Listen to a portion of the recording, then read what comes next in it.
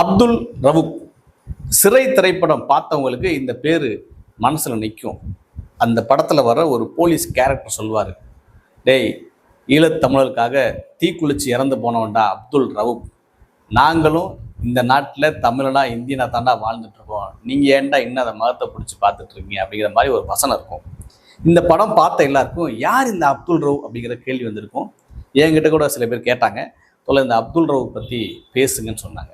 இந்த அப்துல் ரவுப் யார், இஸ்லாமியர்களின் தியாகம் எப்படிப்பட்டது அப்படிங்கிறதா இந்த காணொலியில் பார்க்க போகிறோம். நான் உங்கள் மணியமுதன், இது உங்கள் மணியமுதன் டாக்ஸ். வாங்க காணொலிக்கு போயிடலாம். சிறை திரைப்படம் சமீபத்தில் வெளிவந்து வெற்றிகரமாக போயிட்டுருக்கு. ஒரு நல்ல திரைப்படம், அட்டகாசமான திரைப்படம். அந்த திரைப்படத்தை பற்றி நம்ம இதே சேனலில் மணியமுதன் டாக்ஸில் பேசியிருக்கோம், வாய்ப்பு இருக்கோம் பாருங்கள். அந்த திரைப்படத்தில் தான் அப்துல் ரவுப் அப்படின்னு ஒரு காட்சி அமைக்கப்பட்டிருக்கும். இப்படியான படங்களில் இப்படியான காட்சிகள் வைக்கப்படுவது, ஒரு போராளிகளை பற்றி பேசப்படுறது, அதுவும் இஸ்லாமிய போராளிகளை வந்து இஸ்லாமியத்தை சேர்ந்த ஒரு மனிதருடைய தியாகத்தை சொல்கிறோம் இல்லையா, அது ரொம்ப பாராட்ட வேண்டியது. இந்த படத்தில் அந்த அப்துல் ரவுப் அப்படிங்கிற கேரக்டரை பற்றி பேசியிருப்பாங்க. யார் இந்த அப்துல் ரவுப்? 2009 ஈழத்தில் தமிழர்கள் கொத்து கொத்தாக கொலை செய்யப்பட்டாங்க. விடுதலை புலிகளோட சகாப்தம் முடிஞ்சு அப்படிங்கிற செய்தியில் வந்துச்சு. ஆனால் அப்போ தான் தமிழர்கள் கொலை செய்யப்பட்டாங்களா? இல்லை, அதுக்கு முன்பு இருந்தே ஈழத்தில் அப்பாவி தமிழர்கள் கொலை செய்யப்பட்டாங்க.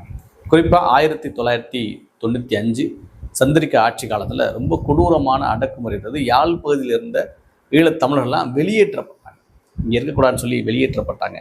அப்போ அந்த நேரத்தில் மிகப்பெரிய போராட்டங்கள்லாம் தமிழ்நாட்டில் நடந்துச்சு. அப்போ ஜெயலலிதா ஆட்சி யாரெல்லாம் ஈழத்தமிழுக்காக போராடுறாங்களோ அவங்களெல்லாம் வந்து தடா போடா அப்படியான சட்டங்களை போட்டு அவங்கள கைது செஞ்சு ஈழத்தமிழுக்காக பேசவே கூடாது அப்படிங்கிற மாதிரியான ஒரு நிலையை தமிழ்நாட்டில் உருவாக்கி வச்சுருந்தாங்க. இப்படி ஜெயலலிதா ஆட்சியில் இவ்வளோ வழக்கு போடுறாங்களே, ஈழத்தில் வேற எக்கச்சக்கமான தமிழர்கள் கொலை செய்யப்படுறாங்களே, இங்கே அப்போ போராட்ட உணர்வே இல்லையா அப்படின்னு சொன்னால் இல்லை. நிறைய போராட்டம், நிறைய தமிழர்கள், நிறைய இயக்கங்கள், பெரியாரிய இயக்கங்கள், நிறைய தமிழருக்காக போராடக்கூடிய இயக்கங்கள், மாணவர் இயக்கங்கள் களத்தில் அப்போ போராடிட்டு தான் இருந்தாங்க. அப்போல்லாம் அந்த சீமான் அப்படிங்கிற நபர் கிடையாது, அது வேறு விஷயம். அப்போது 1995 திடீர்னு ஒருத்தர் தீக்குளிச்சு இறந்துறார். எல்லாருக்கும் பதட்டம், யார் இவர், ஏன் இறக்குறாரு அப்படின்னு. ஒரு திடீர்னு வர்றார், ரோட்டில் வராரு, தீக்குளிச்சுட்டு வராரு. என்னப்பா தீக்குளிச்சுட்டு அப்படின்னு போய் அவரை காப்பாற்ற முயற்சி பண்ணுறாங்க. எதுக்காக தீக்குளிச்சிங்கன்னு சொல்லும்போது, என்னை காப்பாற்ற முயற்சி பண்ணாதீங்க, ஈழத்தமிழரில் காப்பாற்றுங்க அப்படின்னு சொல்கிறார். எல்லாருக்கும் பெரிய ஷாக்கு. ஈழத்தமிழுக்காக நீ வந்து உயிர் நித்தியா? சரிப்பா, நீ யார் அப்படின்னா, என் பேர் அப்துல் ரவுப். அப்போ இருந்த சங்கிகளுக்கு பெரிய ஷாக். என்னடா அது, ஈழத்தமிழருக்காக இங்கே ஒருத்தர் வந்து தீக்குளிச்சிருக்காரு, அவர் இஸ்லாமியராக இருக்காரு. நாம் என்ன நினச்சிட்ருக்குறோம், இங்கே இஸ்லாமியர்லாம் தமிழர்கள் இல்லை, அவங்க இந்த நாட்டை சேர்ந்தவங்களை இந்த நாட்டை விட்டு அம்பலப்படுத்த நினைக்கும் போது இங்கே ஒருத்தர் தீக்குளிச்சிருக்காங்கன்னு சங்கிகளுக்கு ஷாக். அதே நேரத்தில் தமிழ்நாட்டில் ஜெயலலிதா ஆட்சி காலத்தில் ஒரு பெரிய பரபரப்பு ஏற்படுது. ஒரு இஸ்லாமிய இளைஞர் ஒருத்தர் தீக்குளிச்சிட்டாரா அப்படின்னு பெரிய பரபரப்பாகுது.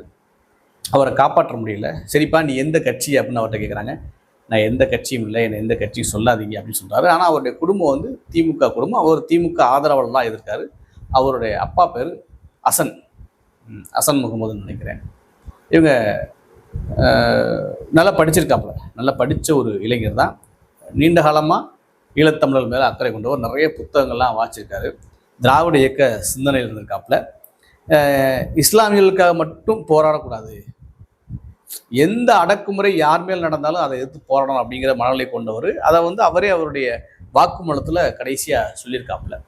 அவருடைய குடும்பத்தாரை விசாரிக்கும் போது சொல்கிறாங்க, என் பையன் வந்து நிறைய புத்தகங்கள் வாசிப்பான், ஈழத்தமிழர்லாம் அவனுக்கு உசுறு அப்படின்லாம் அவங்க குடும்பத்தார் சொன்னதாக நிறைய செய்திகள் இருக்கு. அப்படிப்பட்ட ஒரு இளைஞர், ஒரு இஸ்லாமியர் அப்துல் ரவுப் ஈழத்தமிழர்களுக்காக 1995 உயிர் நீத்தார். அங்கே இருக்க தமிழர்களை வெளியேற்றாதீங்க அப்படின்னு. அதே நேரத்தில் அப்போது விடுதலை புலிகள் கிட்டத்தட்ட 150 பேருக்கு மேலே போரில் வந்து இறந்து போனாங்க அப்படிங்கிற செய்திலாம் வருது. இதெல்லாம் வந்து அவர் மனசில் ஒரு பெரிய பாதிப்பை ஏற்படுத்துச்சு. இந்த பக்கம் விடுதலை புலிகளுக்கு ஒரு தோல்வி ஏற்பட்டுருக்கு, இந்த பக்கம் ஈழத்தமிழர்களை வந்து விரட்டுறாங்க, நம்ம என்ன செய்கிறது அப்படின்னு. அதே நேரத்தில் தமிழ்நாட்டில் ஜெயலலிதா ஆட்சி கொடுங்கோல் ஆட்சியாக இருக்குது, என்ன செய்யுது அப்படின்னு தெரியாமல் தான் அவர் வந்து தீக்குளிச்சார். இப்படியான ஈழத்தமிழர்களுக்காக உயிர் நீத்த சம்பவங்கள் தமிழ்நாட்டில் நிறைய இருக்குது. அதே போல் முத்துக்குமார், செங்கொடியோட மரணம் அப்படிங்கிறது 7 பேரோட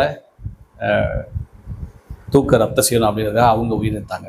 அப்போது இதில் செங்கொடி வேறு இல்லை, முத்துக்குமார் வேறு இல்லை, அப்துல் ரவுப் வேறு இல்லை. இவங்க எல்லாருமே தங்களை தமிழராக கருதியவர்கள், தமிழர்கள் பாதிக்கப்படும் போது உயிர் நிறுத்தவங்க. இதை சில பேருக்கு முட்டாள்தனமாக தெரியலாம், எதுக்காக தீக்குளிக்கணும் அப்படிலாம் தெரியலாம். ஆனால் ஒரு மிகப்பெரிய பிரச்சனை, அங்கே மக்கள் கொத்து கொத்தாக கொல்லப்படுறாங்க, துயரில் இருக்காங்க, அதை காப்பாற்றுவதற்கு நான் என்ன செய்கிறேன்னு தெரியல, நான் இப்படிலாம் செஞ்சாலாவது என் உயிரை கொடுத்தாது அந்த உயிர்களை காப்பாற்றுற அப்படிங்கிற ஒரு எண்ணத்தில் தான் அப்துல் ரவுப் தீக்குளித்தார்.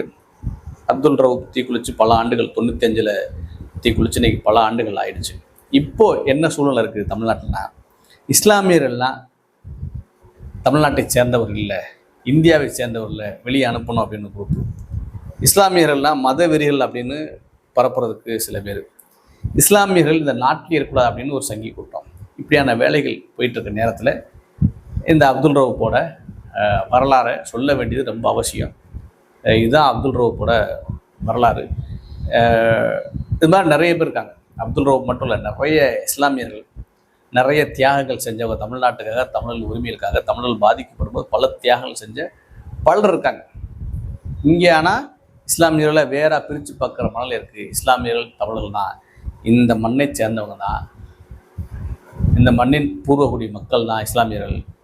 இந்த எச்ராஜா போன்ற சங்கி பயில தொடர்ந்து பாஜகவில் இருக்க சங்கிகள் தொடர்ந்து இஸ்லாமியர் மேலே என்னதான் வெறுப்பு பிரச்சாரத்தை ஏற்படுத்தினாலும் இங்கே இருக்க தமிழர்கள் அத்தனை பேரும் இஸ்லாமியர்களை தமிழர்களாக தான் பார்க்குறாங்க. இஸ்லாமியர்களை வேற பிரிச்சே பார்க்கல, இஸ்லாமியர் கூட சொல்லக்கூடாது, அவங்க தமிழர்கள் தான்.